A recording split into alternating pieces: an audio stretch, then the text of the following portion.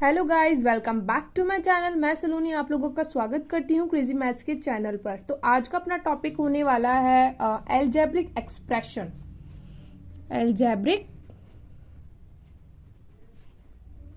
Expression मैंने ये chapter 12 है, क्लास 7 का। एनसीईआरटी बुक को मैंने बेस माना है इसके अंदर, एंड ये मिथ श्योर के अंदर भी आपको सॉल्यूशंस इसके मिल जाएंगे, क्वेश्चंस आपको मिल जाएंगे, सॉल्यूशन में प्रोवाइड करवाई दूंगी आपको। तो एल्जेब्रिक एक्सप्रेशन आपके हायर क्लासेस में भी बहुत ज़्यादा इंक्लूड होता है। कहीं ना कहीं आपको मिल ही जाएगा इसको सॉल्यूशन के अंदर की सॉल्व कीजिए क्वेश्चन को, तो वहाँ एल्जेब्रिक एक्सप्रेशन अपने नॉर्मली यूज आता ही रहता है। तो इसको पढ़ने से पहले आपके कुछ बेसिक कॉन्सेप्ट होने चाहिए, वो क्लियर होने चाहिए। बेसिक कॉन्सेप्ट अगर क्लियर होंगे तो आगे अपन पढ़ पाएंगे। तो फर्स्ट अपन टॉपिक देखेंगे कि भाई वेरिएबल्स क्या होते हैं, what is variables and constant. इन दोनों में डिफरेंस क्या होता है, वेरिएबल्स एंड कांस्टेंट में डिफरेंस क्या होता है। मैं कोई डेफिनेशन वगैरह नहीं बताने वाली, ऐसी चीज बताऊंगी जो आपको रिमेंबर रहे आगे भी। वेरिएबल्स क्या होते हैं, जिनके वेरियस न्यूमेरिकल्स वैल्यू हो, वेरियस न्यूमेरिकल वैल्यू हो। एंड कांस्टेंट क्या होते हैं, जिनके फिक्स्ड न्यूमेरिकल वैल्यू हो, फिक्स्ड न्यूमेरिकल वैल्यू हो। ठीक है, वेरियस मतलब अलग अलग, ये भी मैं आप लोगों को प्रोवाइड लिख देती हूँ। ठीक है, यानी वेरियस न्यूमेरिकल वैल्यू हो, और कांस्टेंट क्या होता है, जिनके फिक्स न्यूमेरिकल वैल्यू हो। फॉर एग्जाम्पल मैं आपको बताती हूँ। First of all upon example variable का देखेंगे। व्हाट इज वेरिएबल, मतलब वेरिएबल तो मैंने बता ही दिया आपको, जिसकी न्यूमेरिकल वैल्यू क्या हो, अलग अलग हो। कांस्टेंट जिनकी न्यूमेरिकल वैल्यू क्या हो, फिक्स्ड हो। तो वेरिएबल्स क्या हो जाएंगे, A B C X Y Z, और भी कुछ टर्म आप ले सकते हैं जैसे कि अल्फा बीटा गामा, ये अपने हायर क्लासेस में आते हैं, ये भी आपके इंक्लूड नहीं होंगे। A B C X Y Z ये तो अपने किस में आते हैं, वेरिएबल्स में आते हैं। और कांस्टेंट का एग्जांपल क्या हो जाएगा, फिक्स न्यूमेरिकल वैल्यू बताया, जैसे कि 7 हो गया, 12, 5 ए टू जेड, मतलब और भी आगे चीज हो सकती हैं। तो ये कॉन्सेप्ट क्लियर हुआ। सेकंड अपने आता है कि पावर।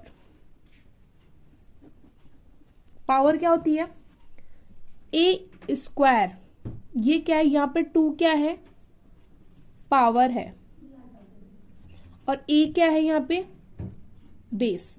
पावर को अपन एक्सपोनेंशियल भी बोलते हैं, एक्सपोनेंशियल पावर भी बोल के नाम से भी जाना जाता है ये। तो नेक्स्ट इसी का एग्जांपल मैं आपको बता रही हूँ, ए स्क्वायर। तो ए स्क्वायर को अपन कैसे रिप्रेजेंट करेंगे, ए इंटू ए, मतलब 2 है तो 2 बार आएगा। ए क्यूब है तो कितनी बार आएगा, ए 3 है तो 3 बार आएगा। आगे ऐसे ही रिप्रेजेंट करते जाएंगे। अगर ए 7 है तो ए इंटू ए 7 बार लिखेंगे ए को, 1 2 3 4 5 6 7। ठीक है, यहां पर 7 क्या है, इसका एक्सपोनेंशियल पावर कितनी है, 7, और बेस क्या है यहाँ पे, ए की पावर 7 ऐसे बोला जाता है। ठीक है, ए की पावर 7, ये चीज समझ में आई। आगे अपन देते हैं, थर्ड टॉपिक है terms of expression. Terms of expression क्या होता है, जैसे कि मैंने लिया 3x स्क्वायर प्लस 4x। यहां पर 3x स्क्वायर 4x दोनों एक अलग अलग टर्म्स हैं। ये किसके द्वारा जुड़ी हुई हैं, ये किसके द्वारा जुड़ी हुई हैं, प्लस के थ्रू जुड़ी हुई है। यहाँ पे किसके द्वारा जुड़ी हुई है, प्लस के थ्रू। यानी 3x स्क्वायर एंड 4x एक अलग अलग टर्म्स है। ये किसके द्वारा जुड़ी है, प्लस से, या फिर माइनस लगा दो तो माइनस से जुड़ जाएगी। तो यही एक टर्म्स ऑफ एक्सप्रेशन है, मतलब दो अलग टर्म्स को जोड़ना टर्म्स ऑफ एक्सप्रेशन कहलाता है। ठीक है, आगे देखो, फोर्थ टॉपिक है अपना factor of term. Factor of term से मतलब कि किसी भी चीज का फैक्टर कैसे करेंगे। इसी को ले लेते हैं अपन, 3x स्क्वायर। यहां पर 3x स्क्वायर को मैं कैसे लिखूंगी, 3 इंटू एक्स इंटू एक्स, 2 बार एक्स क्यों लिखा है, क्योंकि एक्स की पावर कितनी है अपने पास 2, इसलिए 3 इंटू एक्स इंटू एक्स। ये चीज समझ में आई। ऐसे 4x क्यूब आ जाता तो कैसे लिखती, 4 into x into x into x. तो ये फैक्टर ऑफ टर्म हो गया। फैक्टर मतलब तोड़ना, इस तरीके से इसको तोड़ के लिख दिया, फैक्टर ऑफ टर्म। ये चीज समझ में आई, ठीक है। आगे अपने 5th टॉपिक आता है ट्री डायग्राम। इस पे आपके क्वेश्चंस क्या हैं आगे, बेस इस पे इन्हीं टॉपिक्स पर आगे आपके बेस्ड क्वेश्चंस भी हैं, ठीक है। तो ट्री डायग्राम मैं आपको एक्सप्लेन करती हूँ। मैंने एग्जांपल ले लिया है 4x² प्लस 5x माइनस 7। ये आपके पास क्या है, एक एल्जेब्रिक एक्सप्रेशन है। क्या है, एल्जेब्रिक एक्सप्रेशन है, जिसके अंदर अपने कोफिशिएंट भी हैं, कांस्टेंट भी हैं, वेरिएबल्स भी हैं, ऑपरेटर्स भी हैं, सारे मिलकर एक एल्जेब्रिक एक्सप्रेशन रिप्रेजेंट कर रहे हैं। इसको क्या बोलेंगे, एल्जेब्रिक एक्सप्रेशन, या एक इक्वेशन बोल सकते हैं अपन। तो इसको ट्री डायग्राम करने के लिए सबसे पहले क्या होता है, कितने टर्म्स है, 1 2 3, तो 3 एरो अपन ऐसे लगा देंगे। इधर लिख देंगे 4x² plus 5x minus sign भी आएगा 7, ठीक है। अब इसको तोड़ के लिखेंगे, इधर कितने टर्म है, 4 इंटू एक्स मतलब 4x। ये चीज समझ में आई। फैक्टर मैंने अभी ऊपर समझाया आपको, ऐसे करके लिखेंगे, दोबारा बताने की जरूरत नहीं है, ठीक है। 5x को कैसे लिखेंगे, 5 इंटू एक्स। 5 इंटू एक्स कैसे लिखेंगे 5 इंटू एक्स, क्योंकि x की पावर यहाँ पे क्या है 1, तो एक बार x आएगा, ठीक है। -7 को -7 ही लिखेंगे, ओके। ये चीज समझ में आई आपको। तो ये ट्री डायग्राम समझ में आया कैसे था, एक एल्जेब्रिक एक्सप्रेशन को कैसे तोड़ तोड़ के लिखा, एक तरीके से ट्री बन गई, तो इसी को ट्री डायग्राम बोलते हैं। नेक्स्ट आपका टॉपिक है कोफिशिएंट। नेक्स्ट टॉपिक क्या है भाई, टॉपिक नंबर कौन सा है, 6, कोफिशिएंट।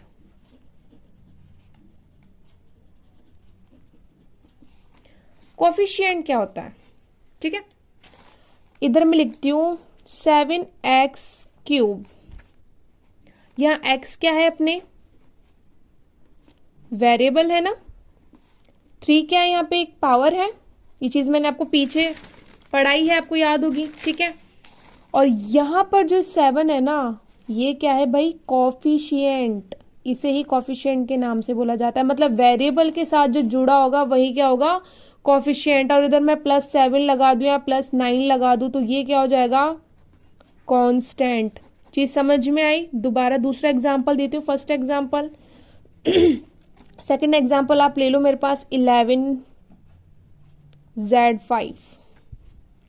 तो यहां जो 11 है ये किसका काम कर रहा है, कोफिशिएंट का, ठीक है, कोफिशिएंट का काम कर रहा है। अब पूरा वेरिएबल, कांस्टेंट, पावर, ऑपरेटर, ये सारी चीजें मैं एक एग्जांपल में आपको बता देती हूँ कि भाई आपको याद रहे। अगर आपको ऐसे भी याद ना रहे तो अपनी रफ कॉपी में लिख लीजिएगा कि भाई कोफिशिएंट क्या होता है, कांस्टेंट क्या होता है। तो एक मैं इक्वेशन लिखती हूँ। तो एक एल्जेब्रिक एक्सप्रेशन हो गया अपने। अब मैं आपको बताती हूँ कांस्टेंट क्या होता है, इसमें अपने कोफिशिएंट क्या होता है, वेरिएबल क्या होता है, ऑपरेटर क्या होता है। एक ही एग्जाम्पल में आपको सारा बता दे रही हूँ, ठीक है।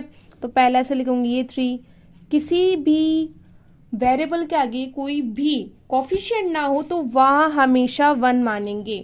किसी की पावर गिवन ना हो तो उसे 1 मानेंगे। किसी भी नंबर के आगे कोई साइन ना हो तो प्लस मानेंगे, ठीक है। तो यहाँ पे 1, ये तीनों क्या हो गए अपने पास, कोफिशिएंट। अभी पीछे ही एग्जांपल में मैंने अच्छे से डीपली आपको समझाया है, ठीक है। यहाँ पर x³ x², x, ये तीनों क्या हो गए, वेरिएबल्स, ओके। 5 क्या हो गया, कांस्टेंट। ये प्लस माइनस प्लस, ये क्या हो गए, ऑपरेटर या साइन, कुछ भी बोल दो, ठीक है। ये चीज समझ में आई। आगे देखो, नेक्स्ट टॉपिक अपना क्या है, एग्जाम अपना देखो, मोनोनोमियल। मोनोनोमियल क्या होता है कि एल्जेब्रिक एक्सप्रेशन के अंदर ओनली क्या हो, 1 टर्म हो, उसे क्या बोलेंगे, मोनोनोमियल। मोनोनोमियल उसे क्या बोलेंगे, मोनोनोमियल। जैसे कि 4xy, तो यहाँ ओनली क्या है, एक ही टर्म है, प्लस माइनस आगे पीछे कुछ भी नहीं जुड़ा हुआ, ना कांस्टेंट जुड़ा हुआ है, कुछ भी नहीं जुड़ा हुआ ना, तो इसे क्या बोलेंगे अपन, मोनोनोमियल। ठीक है, इसमें सेकंड आता है बायोनोमियल, बाइनोमियल। ठीक है, बाइनोमियल, बाई मतलब दो, जिसमें दो एल्जेब्रिक एक्सप्रेशन क्या हो, दो हो, जैसे कि 4xy प्लस 5। यहां देखो दो टर्म हो गई ना, एक तो 4xy और एक 5। मैंने बताया था कि दोनों अलग अलग टर्म है, प्लस के थ्रू जुड़ी हुई है। यहाँ पे कोई टर्म नहीं थी, ठीक है, कोई टर्म नहीं थी, यहाँ जीरो बोल दो, कुछ भी बोल दो, कोई टर्म नहीं थी, तो मोनोनोमियल हो गया। ये क्या हो गई, बाइनोमियल। फिर थर्ड क्या हो जाएगा, ट्राइनोमियल। ट्राइनोमियल में क्या हो जाएगी, थ्री टर्म हो जाएगी, 3x² plus 4x minus 3 minus 9 ले लो। ठीक है, ये क्या हो गई, ट्राइनोमियल हो गई, जिसमें क्या हो, 3 एल्जेब्रिक एक्सप्रेशन में क्या हो, 3 हो। और आगे आते हैं अपने पोलोनोमियल। इसके डेफिनेशन लिख लो भाई। द एल्जेब्रिक एक्सप्रेशन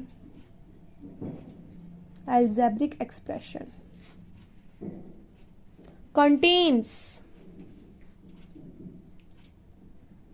स्पेलिंग देख लेना भाई, थोड़ी गलत हो गई, contains 2 or more terms, वो क्या हो जाएगी अपने पोलोनोमियल।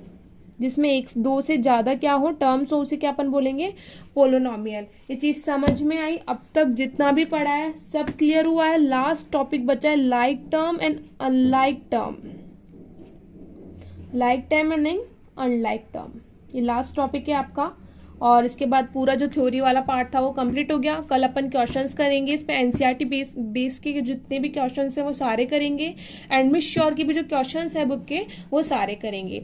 ठीक है, तो लाइक टर्म्स क्या होती है एंड अनलाइक टर्म्स क्या होती है। लाइक टर्म्स क्या होती हैं, जिनके कोफिशिएंट चाहे अलग अलग हो, कोफिशिएंट चाहे क्या हो, अलग अलग हो, बट उनकी जो वेरिएबल्स हो, वेरिएबल्स की जो पावर हो वो क्या हो, सेम हो। जैसे कि एग्जांपल देखो अपने 2x² एंड x², यहाँ पे कोफिशिएंट अलग अलग है ना दोनों के, बट ये क्या है, लाइक टर्म्स हैं, क्योंकि x² इधर भी है, x² इधर भी है। जैसे मान लो कि xy में ले लेती, इधर 3xy ले लो, आप देखोगे 2xy ले रही हूं मैं, तो एक बार ले लो 3xy और एक बार मैंने ले लिया 5xy।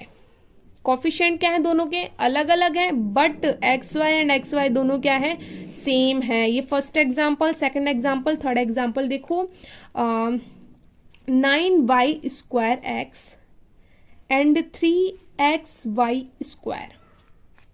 ये दोनों क्या है, सेम है। क्यों, xy को ऐसे लिख दो या yx को ऐसे लिख दो, दोनों सेम ही होता है। अरे भाई 2 into 3 लिख दो या 3 into 2 लिख दो, दोनों बराबर ही होते हैं ना। तो वैसे ही ये वाली टर्म है, दोनों क्या हो गई, लाइक टर्म्स होती हैं। अनलाइक टर्म्स जिनके क्या हो, वेरिएबल्स की पावर्स या वेरिएबल्स जो कोफिशिएंट्स हो, कोफिशिएंट तो डिफरेंट होंगे बट जो वेरिएबल्स हो वो क्या हो, डिफरेंट हो। जैसे कि मान लो 4x², इधर 2xy, तो क्या ये दोनों लाइक टर्म्स हैं? क्या ये लाइक टर्म्स है? क्या इधर x² दिख रहा है आपको?